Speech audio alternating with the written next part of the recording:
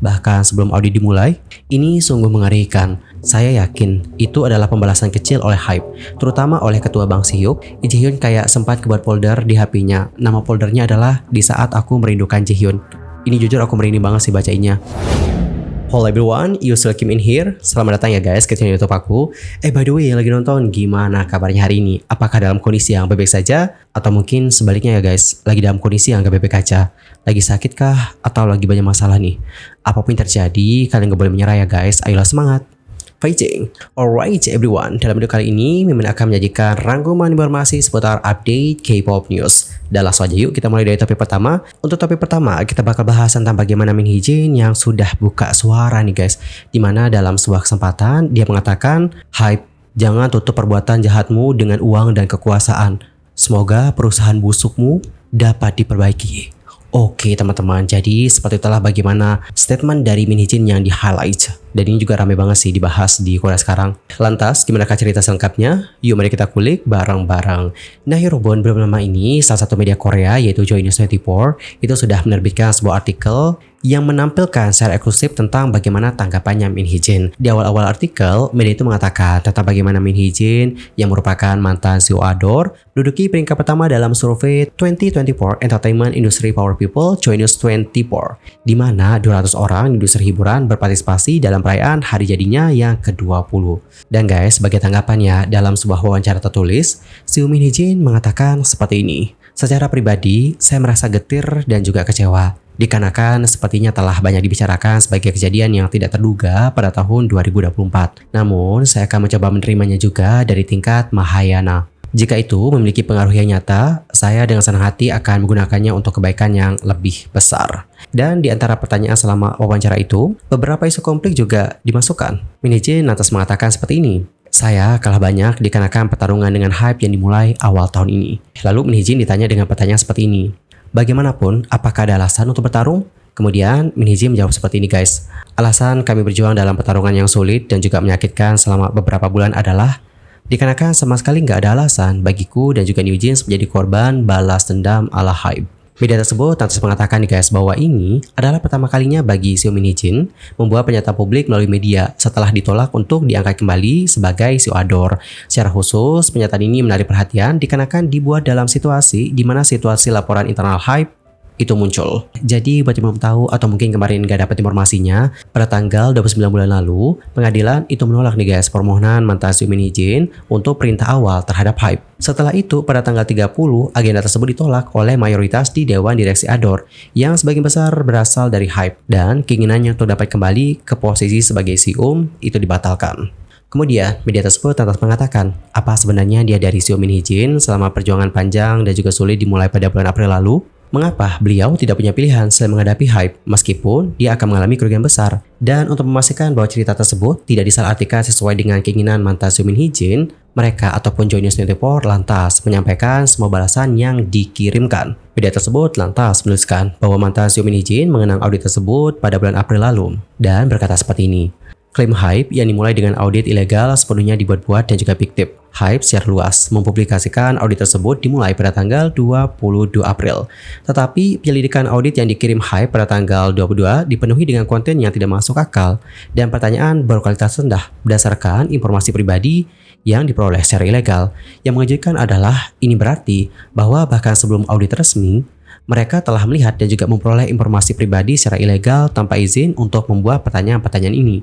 Bagaimana seseorang dapat mengakses informasi pribadi orang lain tanpa izin? Bahkan sebelum audit dimulai, ini sungguh mengerikan. Mengapa ya mereka tiba-tiba melakukan audit ilegal seperti itu? Saya yakin itu adalah pembalasan kecil oleh Hype, terutama oleh ketua Bank Sihyuk, mantan CEO Park Ji-won, dan juga CEO Blip Lab Kim Tae-ho atas kritik langsung saya terhadap berbagai masalah dan kesalahan mereka di hadapan semua eksekutif dan anggota Dewan Hype. Audit yang ditargetkan ini tampaknya merupakan balasan yang jahat atas konfrontasi tersebut. Alasan saya melakukan perjuangan panjang dan melelahkan ini dengan mengorbankan diri saya sendiri selama berbulan-bulan adalah pertama, karena baik saya maupun New Jeans itu nggak pantas dijadikan kambing hitam oleh pembalasan Hype yang tidak rasional dan jahat. Dan kedua, saya berharap bahwa dengan mengungkapkan kekejaman dan kesalahan yang telah dilakukan oleh Hype, organisasi korup ini akan direformasi. Saya berharap kita akhirnya bisa hidup dalam masyarakat di mana uang dan kekuasaan tak lagi dapat menutupi perbuatan jahat seperti itu. Alright teman-teman, jadi sepatutnya bagaimana statement dari Min Hee-jin. Dan pada akhirnya tanggapan eksklusif dari Min Hee-jin ini pun lantas menjadi topik perbincangan hangat di kalangan netizen Korea Selatan. Dan kalian pengen tahu nggak gimana respon mereka? Respon mereka kurang lebih seperti ini guys. Coba aku bacain ya. Fighting. Mereka membatalkan album New Jeans dan memikirkannya aja membuatku marah. Fighting. Sejujurnya ya, ketika aku melihat konferensi pers utamanya, aku berpikir, wow, kata-katanya sangat kasar. Tapi ternyata dia sangat perhatian. Hype harus gagal, Min Hee-jin. Fighting. Hype bungis harus gagal, Min Hee-jin. Fighting. Mengesankan, semua hype bungis ini terekspos, tetapi mereka masih melakukan viralitas negatif, hampir seperti kultus. Alright everyone, jadi sepatutnya bagaimana tanggapan dari netizen menanggapi tanggapan eksklusif dari Min Hee-jin. Kalau kalian sendiri gimana pendapatnya akan hal yang satu ini? Antar komen ya di kolom komentar.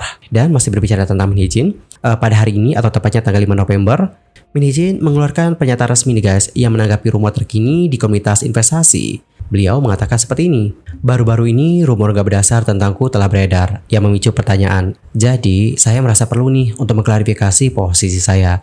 Setelah mendengar melalui kontak media tentang berbagai rumor, khususnya adalah klaim bahwa saya menerima investasi dari seseorang, atau bahwa saya akan menandatangani kontrak dengan seseorang, dan bahwa cerita-cerita ini menyebar dalam komunitas investasi. Saya juga mendengar bahwa nama-nama perusahaan tertentu disebutkan, tetapi saya ingin menyatakan dengan jelas bahwa ini tuh nggak benar.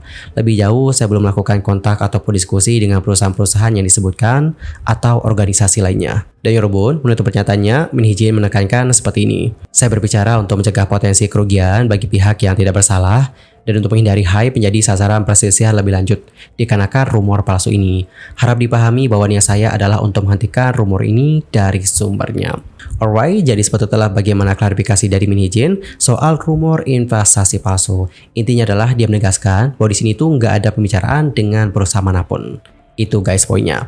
Dan sekarang kita akan lanjut ke informasi yang berikutnya. Ini ada informasi yang mungkin buat kalian sebagai netizen juga bakalan murka sih, di mana ada seseorang yang selamat dari tragedi Itaewon, namun dia malah dihujat nih guys. Jadi guys, sebelumnya nih pada tahun lalu diberitakan bahwa seseorang yang bernama Lee Jae-hyun meninggal dunia. FYI, dia itu adalah korban yang selamat dari tragedi Itaewon.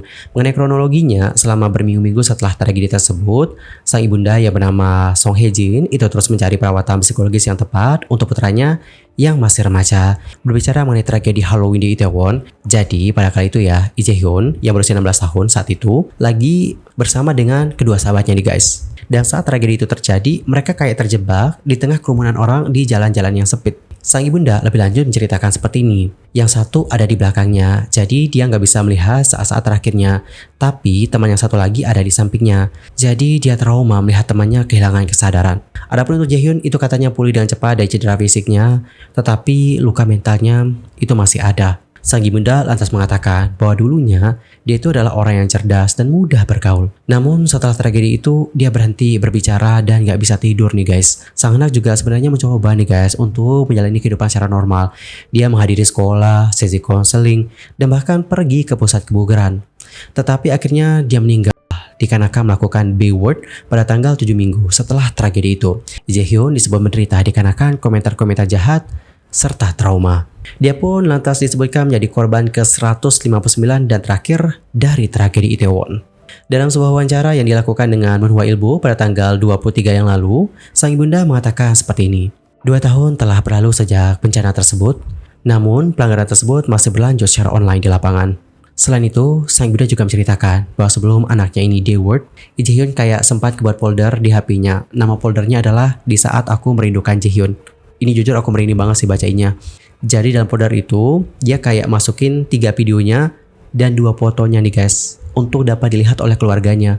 Lee Jae-hyun lantas berkata seperti ini, "Aku harap aku memiliki orang tua seperti ibu dan ayah di kehidupan saya selanjutnya." Dan guys, setelah 2 tahun setelah kepergiannya, isi yang ada di folder tersebut terus dilihat oleh sang ibunda. Sang ibunda lantas mengatakan nih guys, bahwa putranya itu sangat tertekan dengan komentar-komentar yang dibuat secara online. Beliau lantas mengatakan, SNS atau sosial media adalah dunia bagi pelajar, dan ada banyak kata-kata yang menusuk anak di sana. Ini mengakhiri kehidupan seorang anak yang mencoba untuk bertahan hidup. Ketika dia masih hidup, Lee Jae-hyun memberitahu ibunya. Dia mengatakan, di SNS mereka atau netizen menuliskan, "Gila, Kamu pergi ke Itaewon itu cuma buat menemui atau melihat selebriti kan? Kamu ke Itaewon buat narkobo ya? Mengapa kamu menulis hal-hal ini? Ibu, aku marah sekali. Rasanya aku ingin Daeward. Saya sangat marah. Aku ingin Daeward. Lee Jae-hyun juga melawan komentar-komentar jahat yang diterima dengan memberikan komentar sebesar selembar kertas A4. Ia mengatakan, aku harap hal seperti ini nggak akan terjadi lagi. Namun sayang nih guys, terlepas dari komentar tersebut, Sigma sebagai siswa SMA yang bersekolah di Itaewon tidak hilang. Adapun untuk sang ibunda, setelah anaknya ini pergi selama-lamanya, beliau berjuang untuk menyebarkan tentang apa yang terjadi dengan putranya. Ia mengatakan, minat masyarakat berangsur-angsur berkurang, dan masih banyak masyarakat yang memandangnya dengan prasangka. Di saat 100 warga menghibur keluarga yang berduka, satu warga selalu mengumpat. Baik kita bermain atau bekerja, kita semua berhak menikmati kehidupan sehari-hari di lingkungan yang aman.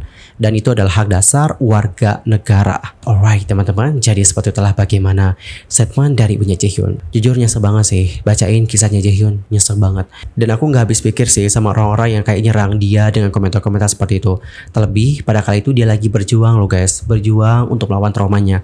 Malah dia dapetin komentar-komentar seperti itu. Astagfirullahaladzim, sedih banget sih. Semoga hal seperti ini tidak terjadi ya dengan kita, dan semoga kita bukan menjadi bagian dari orang-orang yang seperti itu. Dan guys, bagaimanakah berapa kalian usai mendengarkan ceritanya Jaehyun? Antar komennya di kolom komentar. Anyway, cukup sekian untuk hari ini. I'm Solkin pamit undur diri, dan aku mohon maaf kalau ada kesalahan, baik itu dalam ucapan, sikap, tindakan, and everything. I'm so sorry banget. Dan mungkin ada kesalahan informasi, mohon koreksi ya guys. Sampai jumpa semuanya dan selamat beraktivitas. Goodbye everyone.